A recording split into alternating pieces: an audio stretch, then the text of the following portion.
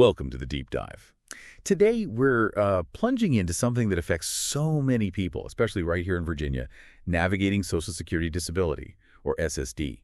It's a huge challenge, and honestly, those initial denial rates, they can be really tough to see, hovering around, what, 65, 70%? That's right. It's a significant hurdle. Yeah, a huge barrier. It can really leave people feeling, lost. So our mission today, it's really clear. We're going deep into our sources to figure out not just why this happens, but crucially, how you can boost your chances, like dramatically, if you need to appeal. We're pulling out the key nuggets, the real roadmap here. And that's so important because, look, those initial numbers, they seem daunting, right? But the appeal journey, it completely changes the odds if you know how to approach it strategically. Yeah. So today, we'll cover the latest stats, the really pivotal factors that swing the outcome, and most importantly, some proven strategies, real evidence-based stuff to maximize your success. Okay. It's about being active, not passive in this. Right, taking control. So let's break this down. We've got some pretty compelling stats from the SSA themselves. And it's kind of wild how much the success rate jumps around depending on where you are in the appeal process. It really is. It's not static at all. When you look at the stages, the picture changes quite a bit. So that first appeal, reconsideration, nationwide, you're looking at maybe 10–15% success. Wow, that low. Yeah. Here in Virginia, it's about 12%. And, understandably, that low number, it makes a lot of people just give up, which is really a critical mistake. Okay, but if the numbers are that, bleak initially, how do you keep going? What changes later on? Is there something specific at that second stage? That's exactly it, because things shift, and shift dramatically. When you get to the hearing level with an administrative law judge, the ALJ, suddenly, for cases that are well prepared, mind you, approval rates jump. We're talking 45–55% nationwide. Huge difference. And here in Virginia, pretty similar, 45–50%. I mean, think about that jump. It's nearly 5 times better than reconsideration. And even beyond that, if you have to go further to the Appeals Council, still about an 8% chance there. Okay. And worst case, federal district court, maybe 25% success if it gets that far. So the whole process really highlights persistence, but also just how vital meticulous preparation is. Especially for that ALJ hearing. That's your real shot. Okay, so the level matters a lot. But what else? Beyond just which stage you're at, what are the things that really move the needle? Right. Good question. Because it's not just about the stage, the single most critical factor. It's the quality of your medical evidence. Comprehensive, well-organized proof. That can boost success rates by up to 40% compared to cases, with weaker records. 40%. Just from the paperwork. Well, it's the right paperwork. It's not just volume. It's about focused records. SSA needs a clear medical story, basically. One that links your diagnosis directly to specific, measurable functional limits. Stuff that shows you can't work. So like a narrative of decline, not just a stack of papers. Exactly. Think objective evidence, MRIs, lab results, specialist reports. Those carry way more weight than just saying, I'm in pain. For example, say, a back problem with clear MRI evidence. That usually fares much better than something like fibromyalgia, which often relies more on subjective reports. The objective stuff just paints a clearer picture for the judge. Makes sense. What else? Age. Age is a big one. If you're over 50, your chances go up noticeably. Really? Yeah, you could be looking at 60–70% success, especially if you have the right medical evidence and work history to back it up. Oh, I have that. It's mostly because of Social Security's grid rules. They basically consider age a vocational factor. The older you are, the harder SSA thinks it is for you to, switch gears and learn a totally different kind of job, especially sedentary work. Okay. The grid rules. Got it. And then your education and work history also play a part.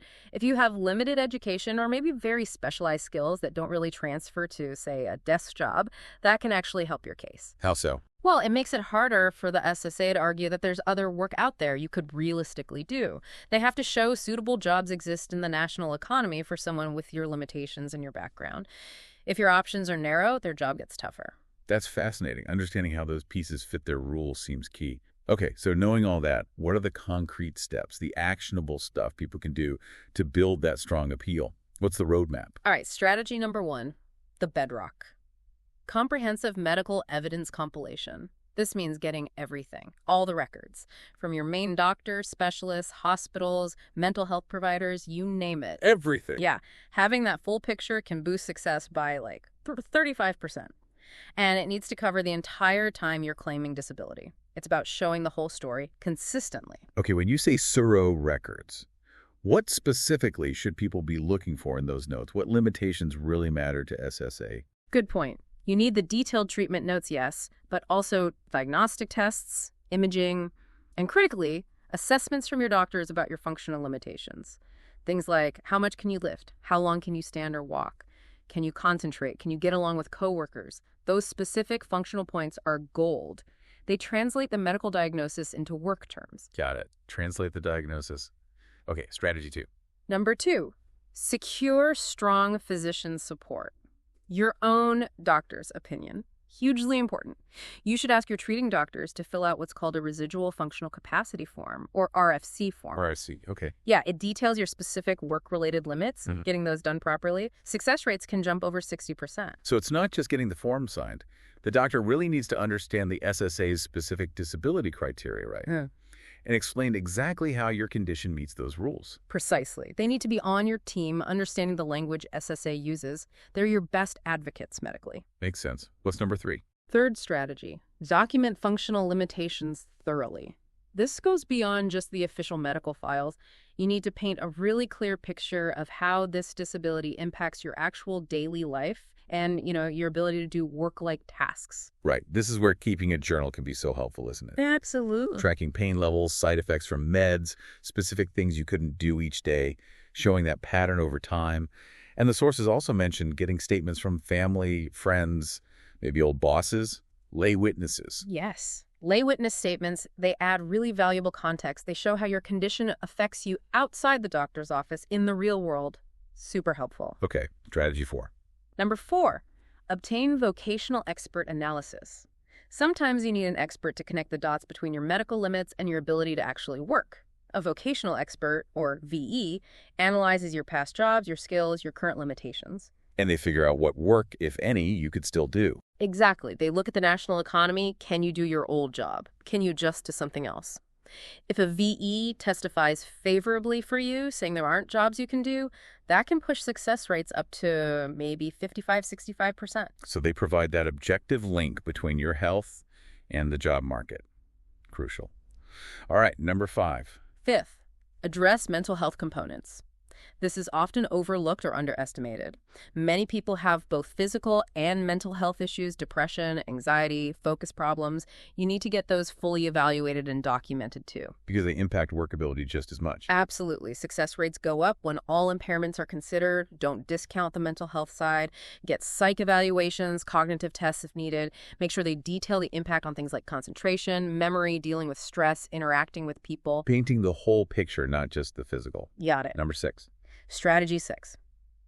Prepare compelling hearing testimony. If you get to that ALJ hearing, being prepared to testify is, well, it's non-negotiable. Your credibility is on the line. So how do you prepare for that? What makes testimony compelling? Practice.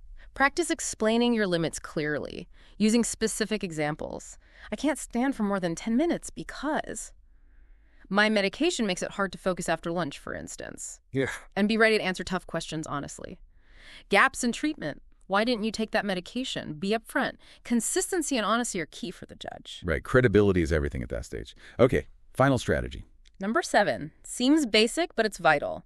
Ensure timely filing and compliance. Meet every deadline. Respond to every request. Don't get tripped up by paperwork. Exactly. You don't want your case thrown out on a technicality.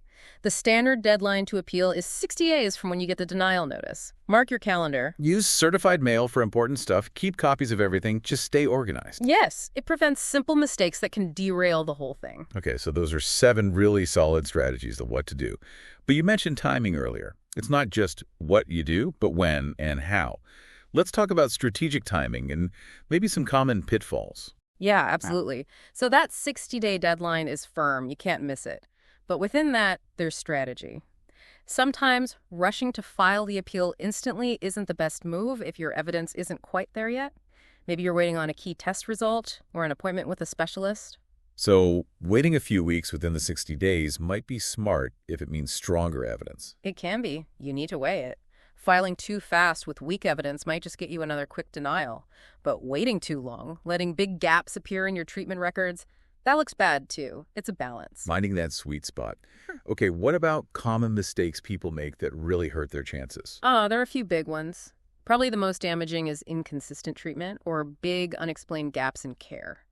SSA expects you to be trying to get better, following doctor's orders reasonably. If you can't afford treatment, that's understandable, but you have to document why.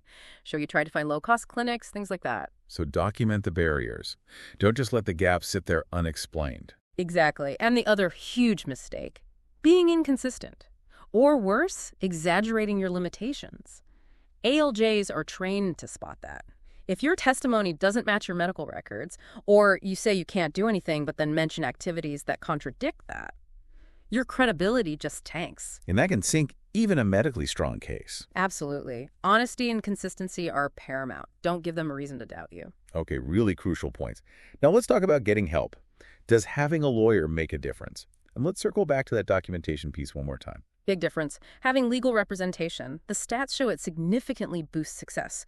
We're talking maybe 20–30% higher approval rates for people with lawyers compared to those without. Wow, 20–30% is substantial. It really is. Attorneys know the law. They know what evidence matters most. They know how to question witnesses like that vocational expert. They're especially valuable at the ALJ hearing. But lawyers are expensive, right? Yeah, well, here's the thing.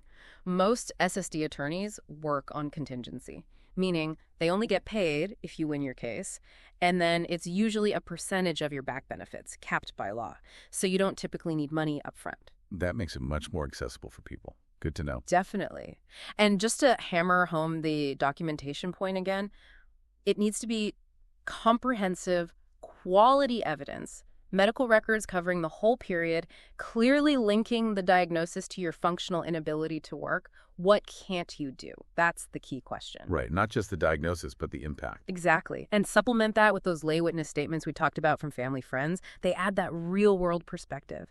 And keep that daily journal, pain, symptoms, side effects, activities you tried but couldn't finish. That detailed, consistent, day-to-day record, it really paints a powerful picture over time. Okay, so let's recap for everyone listening.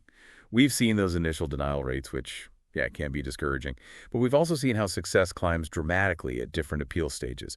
We've pinpointed key factors, quality medical evidence, age, the grid rules, and laid out 7 really concrete strategies, from getting all your medical ducks in a row to preparing a solid testimony. That's the core message. Initial denial is common, frustratingly so.